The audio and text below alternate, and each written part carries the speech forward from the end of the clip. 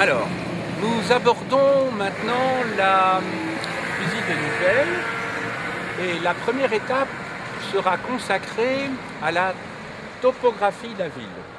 La topographie, c'est donc la description de la ville, ici vue de l'extérieur. Nous venons de l'école normale et nous allons pénétrer à l'intérieur de la vieille ville médiévale et même moderne. Quand je dis moderne, ça veut dire antérieure à la Révolution française. L'école normale se trouve derrière nous. Elle se trouve donc dans ce qu'on appelle les faubourgs ou la banlieue. Le mot faubourg signifie ce qui est à côté du bourg. Le bourg, c'est la ville. La banlieue, c'est le territoire qui dépend du ban de la ville. Le ban, c'est le territoire qui dépend du commandement de la ville. Le mot ban signifie commandement. Ça va? Bon. Alors, nous sommes juste à la limite de la vieille ville. Les boulevards que vous voyez ici, en particulier le boulevard des Fleurs de Lys, je crois ici, eh bien, ce boulevard est continué par d'autres boulevards qui forment pratiquement une sorte de cercle ou d'ovale tout autour de la ville. Alors, à cet emplacement-ci se trouvaient des murailles, des murs d'enceinte. Le mur d'enceinte, la muraille, avait une fonction non seulement défensive, mais également une fonction symbolique. Défensive, vous comprenez, à l'époque où il y avait des conflits par rapport à des seigneurs extérieurs, mais également, par exemple, lorsque nos territoires ont été envahis par les armées françaises, par exemple au XVIIe siècle, à l'époque de Louis XIV. D'autre part, je vous ai dit que l'enceinte a également une fonction symbolique. En effet, ce n'est pas le même droit qui était appliqué à l'intérieur de l'enceinte ou à l'extérieur. En tout cas au Moyen-Âge. Par la suite, il va y avoir extension du droit de la ville au faubourg et à la banlieue. Alors, je vous demande de regarder devant moi. Vous allez voir donc des pans de murs de l'ancienne enceinte. On peut l'identifier à plusieurs éléments. Alors, je ne vais pas jouer au jeu des questions-réponses, ce que vous feriez avec vos élèves, puisqu'il s'agit d'une activité d'observation. Donc moi, ici, je parle volontairement de manière magistrale, mais si vous aviez des élèves, il y a au moins deux éléments qui sont évidents. C'est d'une part le changement de matériaux entre le bas et le haut. Vous remarquez que dans le bas, vous avez des pierres blanches et au-dessus, vous avez de la brique. La pierre, on l'exploite dans des carrières, on l'extrait, tandis que la brique, elle est faite d'argile et elle est cuite dans un four. Donc il y a déjà moyen, à ce niveau-ci, de parler des techniques de construction. Les briques, l'argile, on l'utilise, souvenez-vous, depuis l'époque de la Mésopotamie. Vous vous souvenez, l'année passée, je vous ai parlé des fameux tels, qui étaient ces collines artificielles que l'on trouve en Mésopotamie, qui sont constituées de couches successives, au fond, de briques d'argile qui ont fondu et qui, à la suite des intempéries, ont constitué progressivement donc ces collines, que l'on appelle des tels. Et alors en dessous, vous avez donc ces pierres blanches. Alors, vous qui faites de la géographie, qui avez suivi des cours de géologie, c'est quoi comme pierre? C'est du calcaire, effectivement. Vous savez, en tant que géographe, que le calcaire est identifiable, en particulier si vous mettez certaines gouttes d'acide, je crois, et vous allez voir qu'il y a une réaction. On peut distinguer ainsi du grès.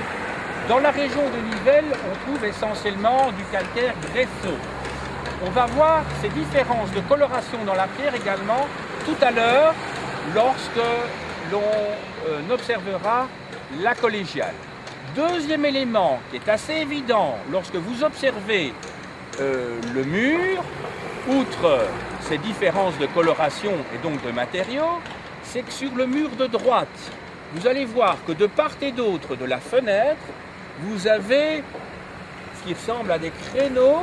Hein, vous avez des lignes en profondeur dans la brique.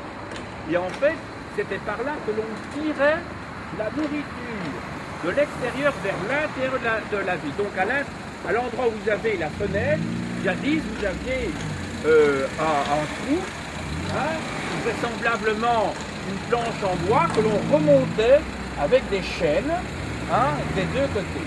Voilà.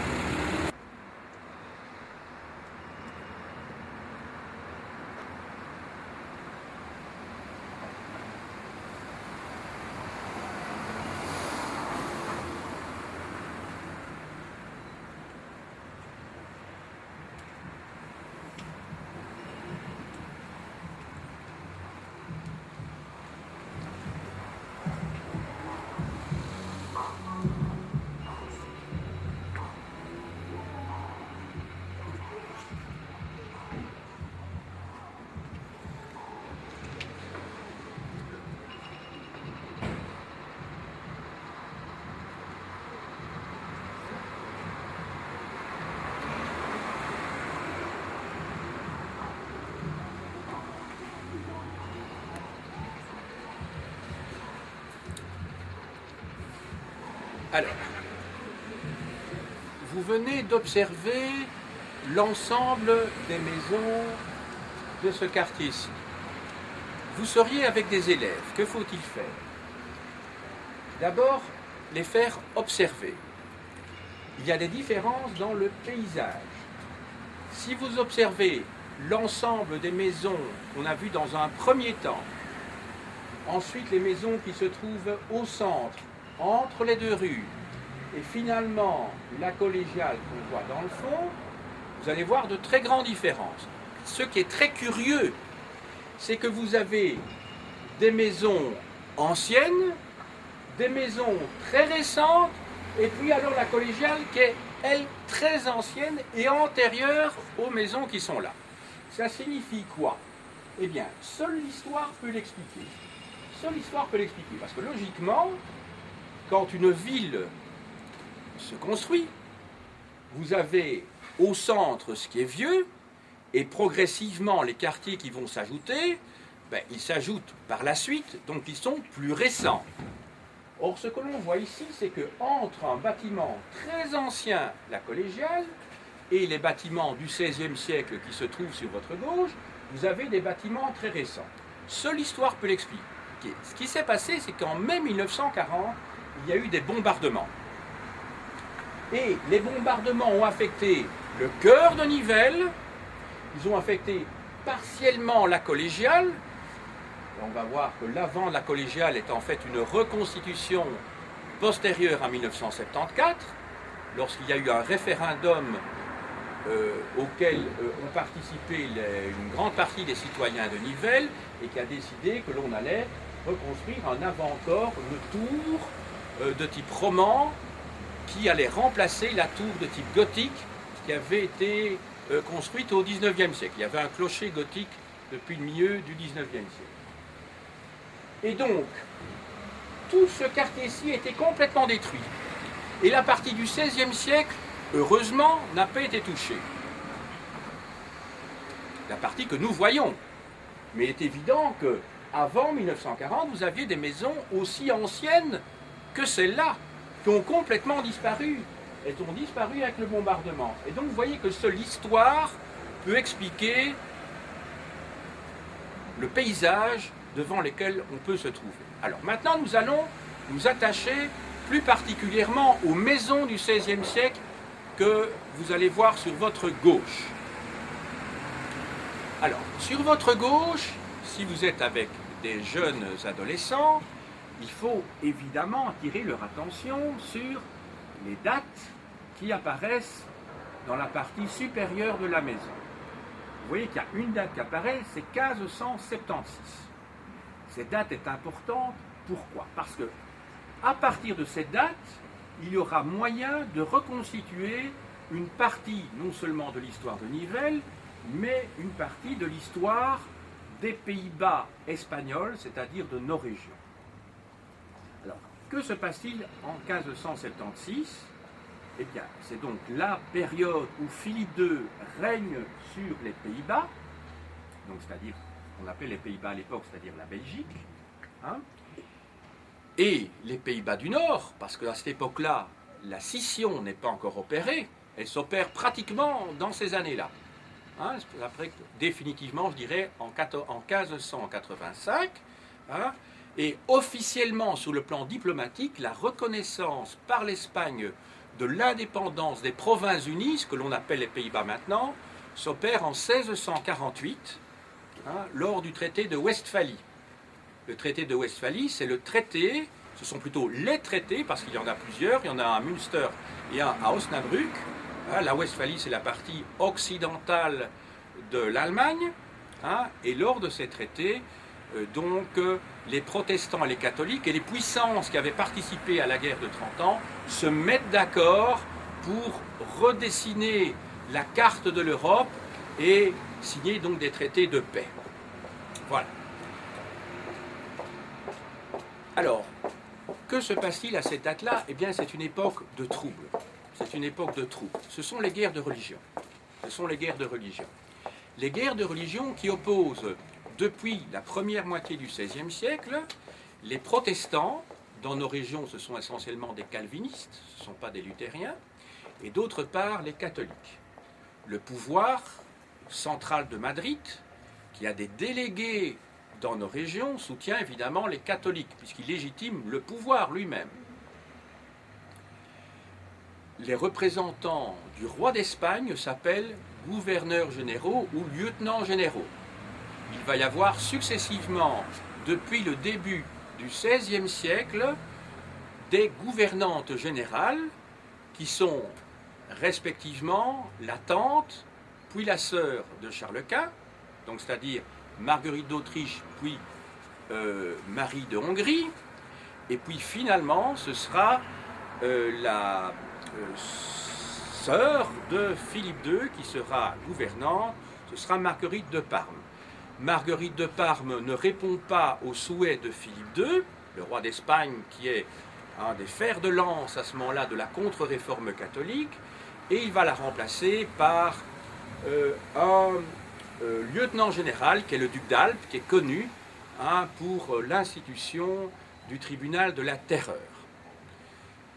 À cette époque-là, les nobles, dont beaucoup d'entre eux d'ailleurs vont devenir protestants, calvinistes par la suite, sont dirigés par Guillaume le Taciturne, qui est en fait le chef des armées de ceux que l'on appelle les gueux, qui se sont autoproclamés les gueux par dérision. Et Guillaume le Taciturne est à l'origine de cette lignée, de cette dynastie, de la famille d'Orange-Nassau, qui règne toujours sur les Pays-Bas à l'heure actuelle. Il y a à côté de lui, en Belgique, ce qu'on appelle les Pays-Bas à l'époque, des nobles très importants qui mènent la révolte, dont les d'ailleurs vont se faire décapiter. C'est d'une part le comte de Horn et le comte d'Egmont. Ils ont leur statue qui se trouve dans le parc du Petit Sablon, rue de la Régence à Bruxelles, pas très loin du palais de justice et pas très loin de la place royale. À Nivelles, que se passe-t-il à cette époque-là? Ce qui se passe, c'est que les Nivellois vont changer plusieurs fois de camp. À certains moments, ils seront pour les catholiques, pour les Espagnols. À d'autres moments, ils seront pour les protestants en fonction de l'évolution de la situation militaire, et en particulier quand il y aura les massacres des protestants par l'armée du duc d'Albe à Anvers. Dans ces années-là, je ne peux pas vous dire l'année précise, c'est peut-être un an plus tôt, je ne connais plus la date précise, mais c'est peut-être en 1555, c'est peut-être même en 1570, je ne sais plus très bien. Mais donc dans ces années-là, les Nivellois vont changer de camp, se mettre du côté des protestants. Mais puis plus tard, lorsque le duc d'Albe va partir, parce qu'il était peut-être un peu trop dur justement pour nos régions, il va être remplacé par le frère, le demi-frère de Philippe II, qui est le fils bâtard de Charles Quint, qui s'appelle Don Juan d'Autriche.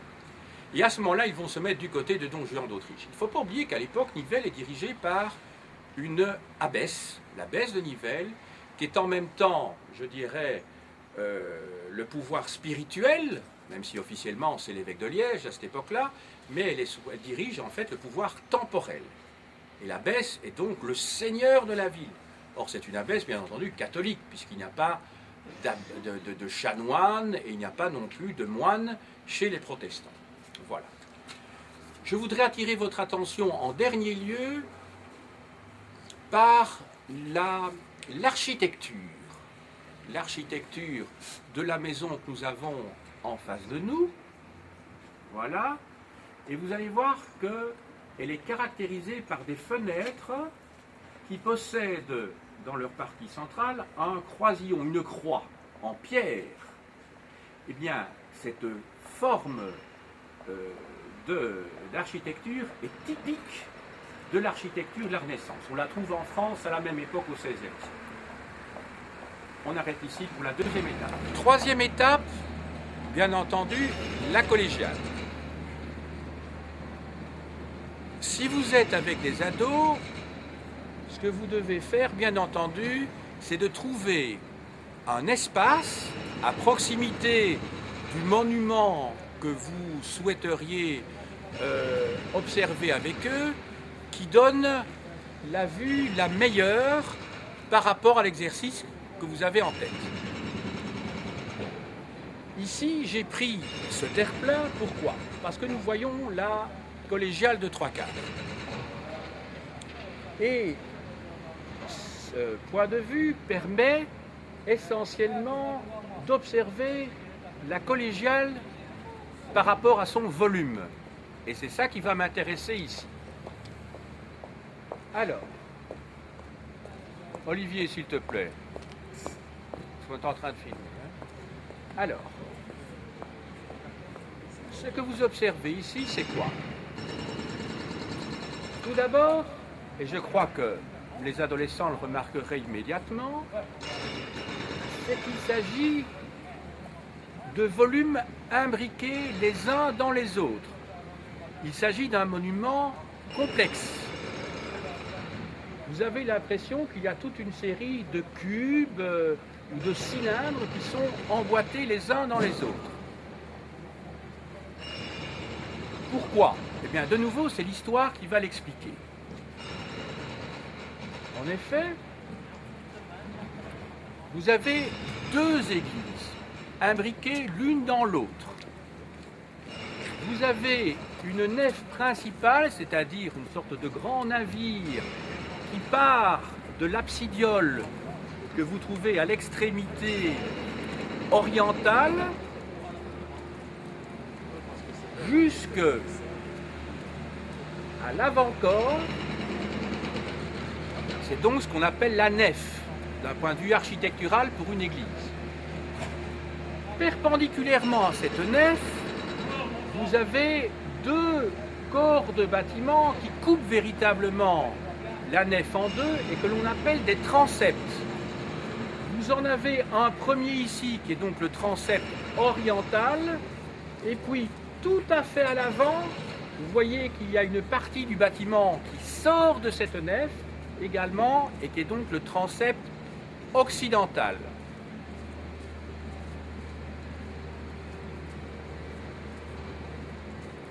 La partie qui se trouve tout devant, le corps de bâtiment avant, lui, a fait l'objet partiellement de reconstitution, je vous l'ai déjà dit tout à l'heure, au lendemain de la Deuxième Guerre mondiale, enfin plus précisément après 1974, donc on a attendu encore une bonne trentaine d'années après la guerre, à la suite d'un référendum. La partie avant a été reconstruite en style roman, et ça remplace la flèche gothique qui avait été construite au milieu du XIXe siècle. Alors, même observation que tout à l'heure, vous allez voir qu'il y a des différences de couleurs lorsque nous allons observer le bâtiment.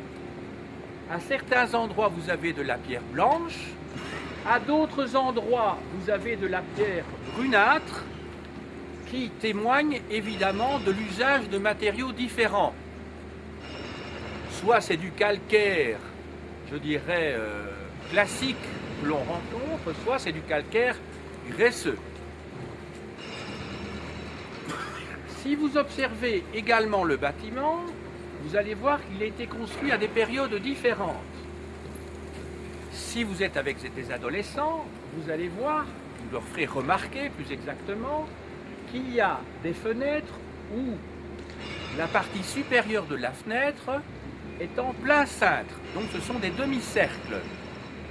Tandis que si vous regardez le bâtiment qui est le plus proche de nous, regardez les fenêtres qui se trouvent dans le bas, vous allez voir que là, la partie supérieure des fenêtres, eh bien, ce n'est pas des arcs en plein cintre, ils se rapprochent de ce qu'on va voir à l'intérieur, c'est-à-dire des arcs ogivaux, qui se rapprochent donc de la forme d'un obus. Vous connaissez tous les ogives nucléaires. Eh bien, ce qu'on appelle ogive nucléaire, c'est rien d'autre que des obus qui ont une forme particulière, où vous avez deux arcs de cercle qui se coupent et qui ne se poursuivent pas et qui donnent cette forme un petit peu pointue.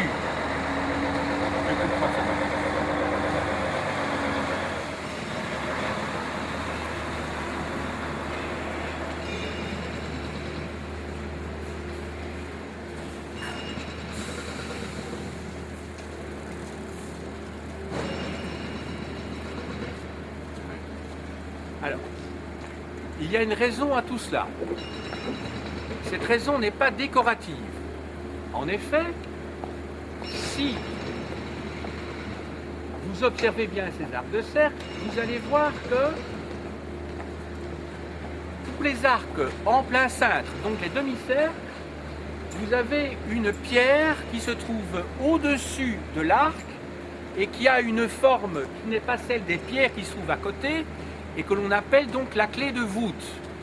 Cette pierre est essentielle puisqu'elle permet à toutes les pierres qui se trouvent dans ce demi-cercle de tenir ensemble et de ne pas s'effondrer. Alors, cette clé de voûte, c'est l'endroit précisément où repose toute la pression de ce qui se trouve au-dessus de cette pierre. Et donc, si cette pierre tombe, eh bien tout ce qui est au-dessus s'effondre, comme je viens de l'expliquer.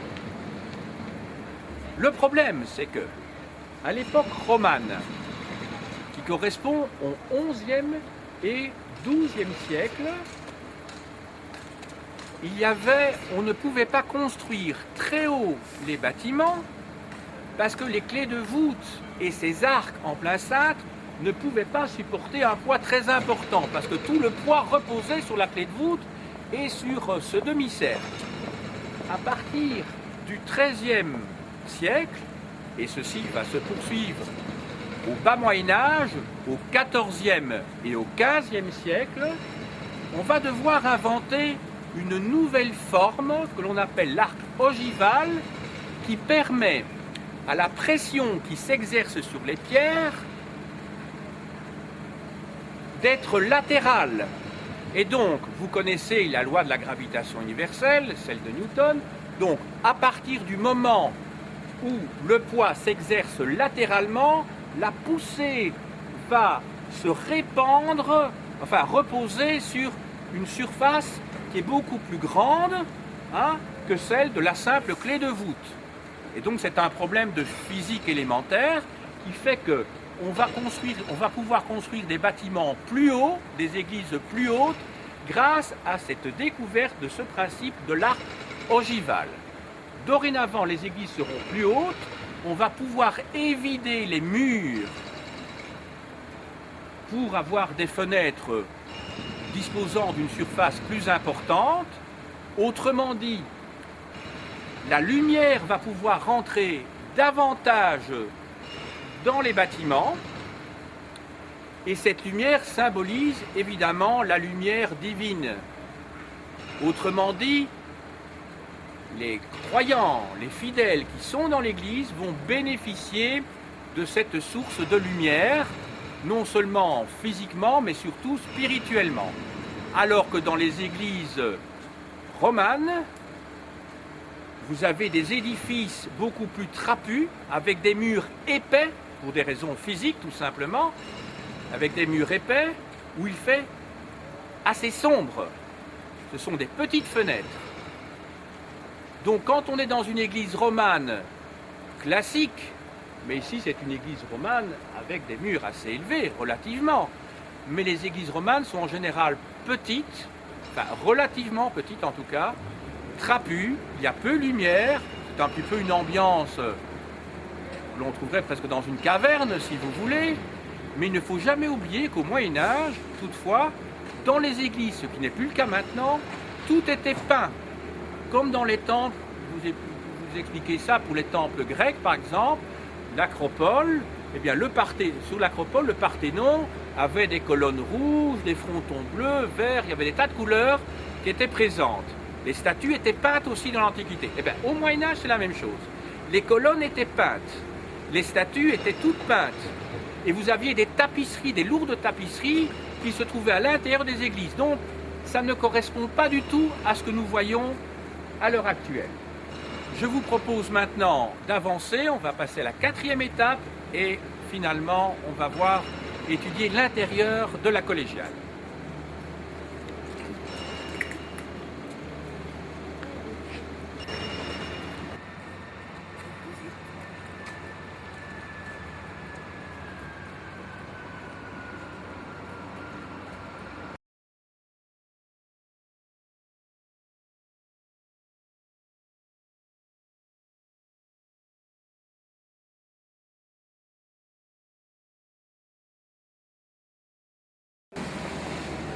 Nous sommes maintenant dans la collégiale, c'est la 4e étape de cette visite de Nivelles.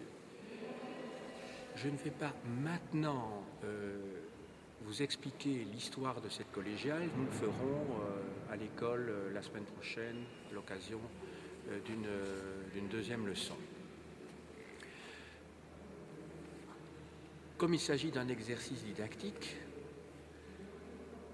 je vous propose de repérer un certain nombre de lieux qu'il faudrait étudier avec des élèves du 1er degré du secondaire. Nous sommes donc ici dans la fameuse nef dont je vous parlais tout à l'heure lorsque nous étions dehors. La nef, c'est donc la partie centrale du navire. Le mot nef lui-même vient d'un mot latin, navis, qui veut dire navire, bateau d'ailleurs. Pourquoi? Parce que vous avez cette longue allée qui se termine par une sorte de trou que l'on appelle l'abside. Dans cette église-ci, vous avez une particularité qui est la suivante, c'est que vous avez 2 absides. Vous avez l'abside orientale et puis vous avez ici l'abside occidentale. Donc c'est en fait la partie arrondie dans laquelle on trouvait le chœur, et on trouve toujours le chœur. Le chœur, c'est l'endroit où des gens chantent les louanges de Dieu. Chœur, je rappelle que ça s'écrit C-H-O-E-U-R. Il y a parfois des problèmes d'orthographe. De part et d'autre de la nef, vous avez ce que l'on appelle des nefs latérales. Vous en avez une ici, de chaque côté des piliers. Coupant la nef en 2, ici, et une seconde fois là-bas, vous avez donc les fameux transepts dont il était question tout à l'heure, qui indiquent qu'il y a 2 églises qui sont emboîtées l'une dans l'autre. Vous avez 2 églises ici à la collégiale. Le terme collégial est appliqué lorsque vous avez un chapitre de chanoine ou de chanoinesse, ici il s'agissait d'un chapitre de chanoine et de chanoinesse, dirigé par une abbesse. Vous remarquerez que l'Église semble divisée, coupée en deux par ce grand arc central, vous voyez, au milieu de l'Église, hein, qui a bien une forme d'arc en plein cintre. On a dit ça correspond à un demi-cercle, typique des églises romanes. Cette église date effectivement du XIe, XIIe siècle. Elle a connu de nombreuses modifications. La première église connue, mais qui n'existe plus, sinon dans les soubassements, donc quand on va dans la crypte, cette église, la première version de cette église date du 7e siècle de notre ère. Donc c'est une des plus anciennes églises de Belgique. Alors, au 7e siècle, nous l'avons vu au cours récemment, dans nos régions domine une dynastie qui est celle des Mérovingiens. Grosso modo, de la fin du 5e siècle jusqu'au milieu du 8e siècle. Ces Mérovingiens ont constitué à certains moments plusieurs royaumes. Ça dépendait des héritages lors d'une succession. À certains moments, ces royaumes étaient regroupés et les deux royaumes qui dominaient étaient la Neustrie et l'Austrasie. Ici, nous étions en Austrasie et nous étions sur les terres des maires du palais, les Pépinides, qui sont les ancêtres de Charlemagne. La première église, en fait, a été fondée par la femme, plus exactement la veuve, du premier maire du palais de la famille des Pépinides. Elle s'appelait Hitte et son mari, c'était en fait Pépin Ier de Landen ou Pépin l'Ancien. Ils ont eu une fille qui s'appelle Gertrude. Et donc, lorsque son mari, Pépin Ier de Landen, l'ancêtre de Charlemagne, est décédé, elles ont constitué, elle, la mère Hitte et sa fille Gertrude, ici, une église sur les terres qui appartenaient au patrimoine familial. Parce que les maires du palais Pépinides étaient très riches en propriétés foncières. Ils possédaient dans cette région des terres représentant pratiquement 8000 hectares. Vous imaginez, c'était des gens très très riches, ces maires du palais. Alors, elle va, comment dirais-je, faire un certain nombre de miracles qui vont être reconnus comme tels. On y croit, on n'y croit pas, mais enfin à cette époque-là, on y croyait. Et plus tard, elle va être faite sainte, cette Gertrude. L'Église, je vous ai dit, a connu toute une histoire. Donc elle a été agrandie à plusieurs reprises et après certaines destructions, elle a été reconstruite. Et la version que vous avez maintenant, c'est l'Église en fait du XIe, XIIe siècle qui a connu des aménagements, comme je l'ai expliqué en particulier à la suite du bombardement de mai 1940. Voilà. Alors, je n'irai pas plus loin dans l'histoire de l'Église, parce que ça nous mènerait trop loin, mais ce qu'il faut retenir ici, c'est qu'il y a donc un certain nombre d'éléments qui pourraient être observés par les élèves et étudiés et qui sont révélateurs de toute l'histoire de l'art. Alors, on va d'abord se rendre dans la partie septentrionale de l'Église, donc dans le transept occidental septentrional. On va d'abord se rendre là-bas. Voilà. Alors, à nouveau, ici, je ne vais pas jouer le jeu des questions-réponses, je vous donne des pistes qui pourraient être utilisées le cas échéant si vous amenez vos élèves en excursion dans une église. Donc celle-ci n'est pas prise comme, comment dirais-je, comme église à voir à tout prix, bien qu'elle soit tout à fait exceptionnelle, mais parce qu'elle est révélatrice d'un certain nombre d'éléments que l'on trouve dans toute église. Vous trouvez d'abord ici devant ce que l'on appelle une chaire de vérité. Alors, le mot chair s'écrit évidemment C-H-A-I-R-E. Hein, bien entendu, avec un E à la fin. Ce mot chair en français, c'est de l'ancien français qui vient du mot cathèdre. Cathèdre qui veut dire tout simplement siège en latin, qui a donné le mot cathédrale.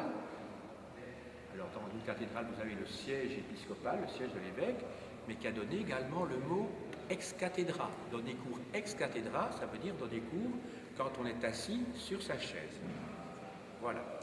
Alors, ici, c'est une chaire de vérité. Le mot chaire de vérité, qui veut dire chaise, si vous voulez, lieu de vérité, est caractéristique de l'Église catholique. Le mot vérité signifie que le prêtre est un intermédiaire obligé entre Dieu et les fidèles, ce qui n'est pas le cas chez les protestants. Chez les protestants, tout fidèle est prêtre. C'est ce que l'on appelle le sacerdoce universel. Le pasteur n'est pas un prêtre, comme le rabbin n'est pas un prêtre. Alors que le prêtre catholique détient la vérité puisqu'il est l'intermédiaire obligé entre Dieu et les fidèles. Nous verrons plus tard, lorsque nous étudierons la réforme et la contre-réforme, que Luther, à partir de 1517, lorsqu'il promeut ce mouvement de réforme de l'Église, cherche en fait à ce que les fidèles se réapproprient par la lecture individuelle le texte sacré en se débarrassant des intermédiaires, que sont les prêtres, qui souvent connaissent mal le latin à cette époque-là et interprètent souvent de manière très fallacieuse le texte des évangiles. Par conséquent, la chaire de vérité à partir de la réforme est le lieu où le prêtre, lui, affirme la parole de Dieu du haut de sa chaire, comme un professeur, en ne demandant pas l'avis de ses ouailles, ce qui n'est pas le cas chez les protestants. Si vous allez dans un temple protestant, vous allez voir que dans les réunions évangéliques, il peut y avoir un échange. Le pasteur ne détient pas la vérité. C'est au fond un érudit qui connaît mieux les évangiles que ses fidèles et qui fait part de son savoir, de sa science, pour éclairer. Mais il ne fait qu'éclairer, le pasteur. Ce n'est pas lui qui a la vérité. Alors cette chaire de vérité, c'est une chaire de vérité typiquement baroque, c'est-à-dire très ouvragée, avec beaucoup de décorations. Et l'Église, à partir de la contre-réforme, qui est donc la réaction au protestantisme au XVIe siècle, va chercher à attirer les fidèles dans les églises par justement de la décoration, par des effets théâtraux.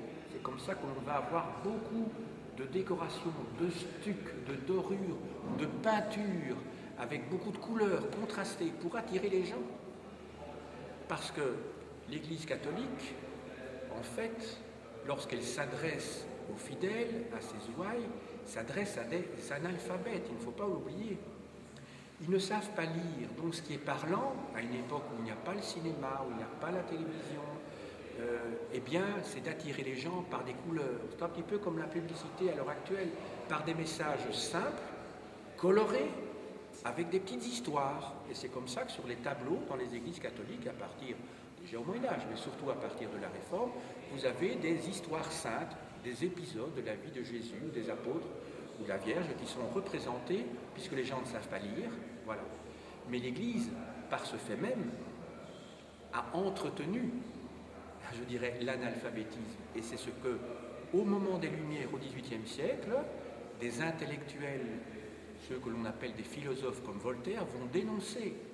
Ils vont dire que l'Église catholique est en fait, comment dirais-je, il va d'ailleurs appeler l'Église catholique l'infâme, parce qu'elle maintient les gens dans l'ignorance. Et c'est pour ça que Voltaire, qui était religieux, qui était déiste, était profondément anticlérical. Il faut bien distinguer anti-religieux et anticlérical. Voltaire croyait en Dieu, mais il était contre l'Église, contre l'institution de l'Église qui maintenait les gens dans l'ignorance et qui soutenait comment dirais-je, le pouvoir en le légitimant, surtout l'ordre social, c'est-à-dire un ordre où des seigneurs, des puissants dominent des illettrés que l'on maintient dans l'ignorance parce que ça arrange bien évidemment le pouvoir. Voilà. Alors, on va regarder maintenant les différentes statues. Il y en a 4 qui se trouvent sur le pourtour de l'espace où nous nous trouvons, donc du transept. En fait, si vous êtes avec des élèves, il faut évidemment leur faire observer. Non seulement, d'une part, les attributs que possèdent ces personnages, et d'autre part, regarder les noms qui se trouvent en dessous. Et alors, vous allez voir des choses curieuses. Alors, vous allez remarquer que chaque fois, il y a des attributs qui sont colorés, en doré. Ici, vous avez un personnage qui a derrière lui l'instrument de son supplice, ce avec quoi il a été martyrisé. C'est une croix en X, c'est la croix de Saint-André. D'ailleurs, la croix de Saint-André se retrouvait sur le drapeau des ducs de Bourgogne.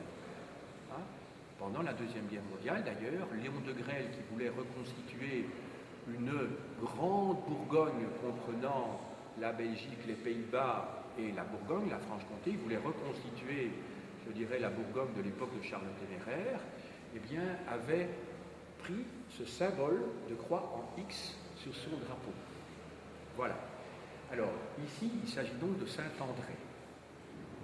C'est effectivement le nom qui apparaît en dessous, sauf erreur de ma part. Si vous prenez maintenant la statue qui est ici, si vous prenez la statue qui est sur ma gauche, vous voyez que le personnage tient 2 clés dans sa main. Vous savez vraisemblablement que c'est Saint-Pierre qui tient les clés du paradis. On aurait pu prendre un autre symbole ici. Ici, il y a le coq aussi. Pourquoi le coq? Parce que Jésus avait prédit que, avant que le coq ne chante 3 fois, toi, Pierre, tu m'auras trahi. Donc, avant que les Romains viennent, juste après que les Romains aient pris donc Jésus au lendemain de la dernière scène. Jésus qui avait été trahi, vendu par Judas, comme vous le savez. Et donc, le coq est au fond la mauvaise conscience de Saint-Pierre. Les clés représentent l'ouverture du paradis. Il aurait pu être représenté aussi, mais ça n'a jamais été l'habitude, par une croix qui se trouve en sens inverse, parce qu'il faut savoir que Pierre a été crucifié la tête en bas. Et ce n'est pas le cas ici. Je vous montre maintenant la statue qui se trouve là-bas. Alors là, elle est identifiable par les coquilles que l'on trouve sur le vêtement du personnage, également à ses pieds. Ce sont les fameuses coquilles Saint-Jacques, que vous pouvez trouver d'ailleurs dans les grandes surfaces, et c'était le symbole de ce saint, Jacques. Il y a Saint Jean le Majeur et Saint Jean le Mineur. Et d'ailleurs, si vous trouvez parfois à certains endroits près d'églises, par exemple, cette coquille, eh bien, elles indiquaient la direction du fameux pèlerinage qui conduisait les pèlerins à travers toute l'Europe vers Saint-Jacques de Compostelle. Santiago. Santiago. Vous savez qu'il y a plusieurs villes dans l'Amérique du Sud qui s'appellent Santiago, ça veut dire Saint-Jacques. C'est un dieu, un saint qui était qui avait beaucoup de faveur au Moyen-Âge et qui rameutait un petit peu les pèlerins d'un peu partout. Si vous allez à Paris, vous aurez sur la rive droite de la Seine, pas loin de l'hôtel de ville, la tour Saint-Jacques, une grande tour. Eh bien, c'est un lieu de rassemblement des pèlerins qui venaient du nord d'Europe ou du nord de la France et qui se rendaient à travers toute la France vers Saint-Jacques de Compostelle, qui, vous le savez, se trouve dans le nord-ouest de l'Espagne. Voilà. Reste maintenant à une dernière statue. Alors, cette statue, alors là vous voyez que le personnage tient une épée dorée. Alors ne vous fiez surtout pas à l'inscription qui se trouve en dessous.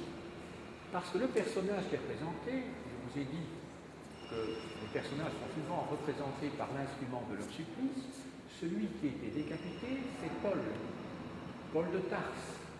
Et il était décapité parce qu'il était juif, mais citoyen romain. Parce qu'il habitait à Tarse, et Tarse était une ville à laquelle on avait accordé le droit de citoyenneté, c'est-à-dire qu'on pouvait voter. Ce n'était pas le cas des autres apôtres dont je vous ai parlé jusqu'à présent, des autres disciples du Christ. Alors, curieusement, vous allez voir, là c'est presque le jeu de cette erreur, il est marqué Saint Jean. Ce n'est bien sûr pas Saint Jean, parce que Saint Jean il est toujours représenté, vous savez comment?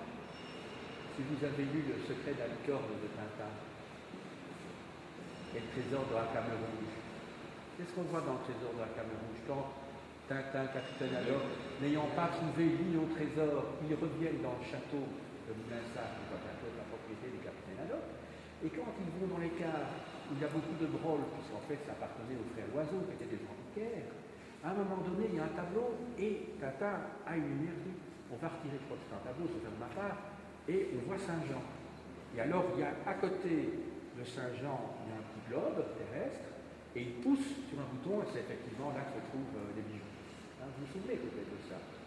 Et Saint-Jean, il est représenté par quoi dans le château de Metz? Un aigle. C'est l'aigle qui est le symbole justement de Saint-Jean. C'est l'aigle. Si vous prenez le cas de Saint-Marc, vous allez à Venise, vous allez voir, là c'est le lion. Donc, c'est une symbolique comme ça qui est attachée à ces apôtres. Et donc, je crois que ça vaut peut-être la peine de profiter de se trouver dans une église pour leur donner quelques éléments d'histoire religieuse. C'est-à-dire que ça fait partie de la culture occidentale et ça n'a strictement rien à voir avec les croyances. C'est de la culture générale. Voilà. Je vais vous proposer maintenant d'aller à un autre endroit.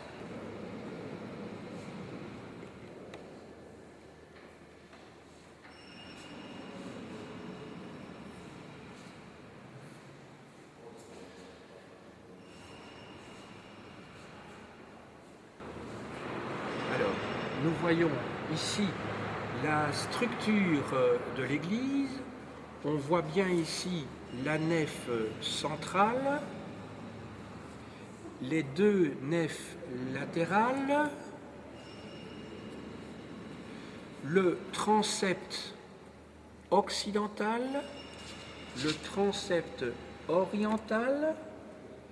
Alors, le chœur occidental, vous voyez l'abside, le chœur oriental. Cette partie ici, nous allons la voir dans quelques instants, c'est l'endroit où se trouve le chœur des dames, le chapitre en fait des chanoinesses, où le chapitre des chanoinesses se réunissait.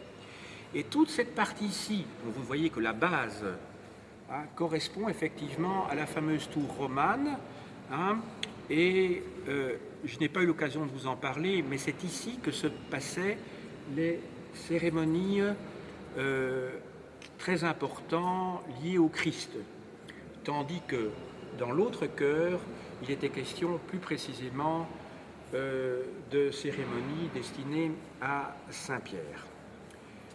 Voilà, dans la partie supérieure, qu'on ne voit pas par définition, puisque ici vous n'avez que le soubassement, vous avez ici au-dessus des salles qui datent de l'époque impériale. C'est en effet au XIe siècle que l'empereur Henri III a, comment dirais-je, lors d'une cérémonie, participé donc à la canonisation de Sainte Gertrude en présence de l'évêque de Liège, qui était l'évêque titulaire dont dépendait la région de Nivelles à cette époque-là, parce que par la suite, Nivelles a dépendu de l'évêché de Namur à partir de 1560, lorsque Philippe II, comment dirais-je, va demander au pape une réorganisation des évêchés dans nos provinces, et puis finalement, à l'époque contemporaine, la région de Nivelles dépend de l'archevêché de Bruxelles-Malines, donc directement du primat de Belgique. Merci. Vous avez ici une maquette représentant l'état de la collégiale jusqu'en mai 1940. Vous vous souvenez, je vous ai dit qu'au milieu du XIXe siècle, une flèche de type gothique a été installée sur la tour de l'avant-corps. Les deux tours latérales sont restées, comme vous pouvez encore le voir à l'extérieur du bâtiment. Ce qui est intéressant dans cette maquette, c'est de voir que, comme au Moyen-Âge, il y avait des bâtiments qui se trouvaient tout autour de la collégiale. On a encore une architecture de ce type-là lorsque l'on se rend près de l'église Saint-Nicolas à Bruxelles, près de la Bourse. En fait, ce sont tous des commerces, ce sont des maisons qui sont peu profondes, et vous devez vous dire qu'au Moyen-Âge, les églises ou les cathédrales se trouvaient vraiment insérées dans le tissu architectural de la ville et ne disposaient pas de grandes esplanades et n'étaient pas dégagées comme on le voit maintenant. Ça correspond davantage à notre goût, mais au Moyen-Âge, il s'agissait pratiquement de gratte-ciel, enfin de buildings pour l'époque, qui ont commencé à pousser au XIIe et au XIIIe siècle un petit peu partout en Europe, et qui se trouvaient vraiment dans le cœur des villes. Et très rapidement, vous aviez des maisons autour, il n'y avait pas de recul du tout vis-à-vis des églises et des cathédrales. Voilà. Étape suivante. Vous avez enfin une maquette représentant l'état actuel de la collégiale. Vous voyez qu'on a restauré complètement la tour et que vous avez cet avant-corps que je vous montrais tout à l'heure qui est l'abside occidentale qui a été complètement refaite. Donc ce n'est pas ce que vous voyez, ce n'est pas d'origine, mais ça a été fait en tenant compte du souhait des habitants de Nivelles de ne pas retrouver donc cette architecture gothique qui précédait la Deuxième Guerre mondiale. Merci. Alors, ici, nous nous trouvons en fait dans ce qu'on appelle le cœur des dames. Alors pourquoi les dames?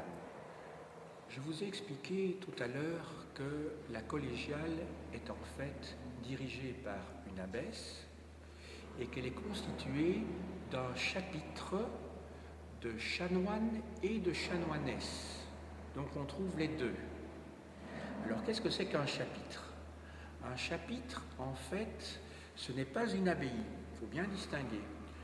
Les chanoines et les chanoinesses, appartiennent à ce qu'on appelle un ordre séculier, c'est-à-dire qui vit dans le siècle, dans le monde, alors que les moines, qui vivent dans un monastère ou dans une abbaye, appartiennent, eux, à un ordre régulier, parce que les moines et les moniales ont souscrit à ce qu'on appelle une règle de vie. Par exemple, chez les bénédictins, pour ne prendre que la plus célèbre des règles, celle de Saint Benoît, du VIe siècle, il y a toute la vie de la communauté est organisée. Par exemple, chez les bénédictins, la journée est divisée en 3 parties de 8 heures, le moment où l'on dort, le moment où l'on prie et le moment où l'on travaille. Voilà. Et tout ça est très bien organisé. Alors, les chanoines, eux, ils ne sont pas coupés du monde. Les chanoinesses non plus. Ils vivent dans le monde. Je dirais que c'est un petit peu un stade intermédiaire entre les moines et d'autre part les curés de paroisse, si vous voulez. Ils appartiennent donc à un ordre séculier qui vit dans le siècle. Alors ici, vous trouvez donc dans une pièce où se réunissait le chapitre, c'est-à-dire l'assemblée des chanoinesses.